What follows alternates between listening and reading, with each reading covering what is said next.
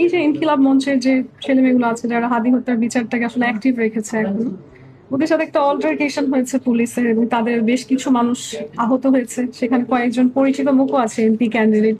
তো আমার কাছে মনে হলো যে গিয়ে দেখে আসি ওদের কি অবস্থা, so I went to visit them. এবং গিয়ে আসলে একবারে ঢাকা মেডিকেলের কি অবস্থা, ডিরেক্টরদের কি, গভর্নেন্স সিস্টেমে কি চলছে সবকিছু দেখলাম। এখন আমি আমাদের দেশের অনেক সীমাবদ্ধতা বুঝি, কিন্তু দেখলাম যে এই মুমূর্ষু অবস্থাতেও আসলে রোগীদের চারপাশে তেলাপোকা হাঁটছে, যে আমরা গিয়ে টিস্যু দিয়ে সরিয়ে তারপর দেখছি পেশেন্টকে। কিন্তু ওই অবস্থাতেও সবাই ঢাকা মেডিকেলেই যায় এবং অন্য কোনো জায়গাতে আসলে ভালো চিকিৎসা পায়ও না। অনেক খারাপ অবস্থায় থাকলে আমি শুনলাম যে অন্য হসপিটালগুলো ফেরত দিয়ে দেয়, নিতে চায় না রোগীদেরকে, সেখানে Dhaka medical is helping.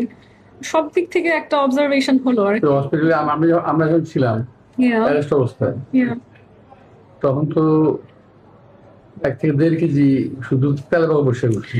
C we have the same observation. আমি আমি ভাবছি আমি রোগী দেখতে আসছি, দেখি রোগীর উপর থেকে আমি তেলাপোকা সরাই দিচ্ছি। আমি লাইক যে প্লিজ কি অবস্থা। হ্যাঁ, কিন্তু ওই নিচে যে ম্যাট্রেসটা আছে না, ওটা যদি একটু উঠে দেয় তারপরে দেখতে অবস্থা। এখানে আরেকটা ভয়ঙ্কর আছে, বিড়াল। না, বিড়াল ইজ ভয় পায় না কিউট, মানুষ। বিড়াল বিড়াল is cute, but cockroach is মানে আনহাইজেনিক। ওটা অত ডেঞ্জারাস না।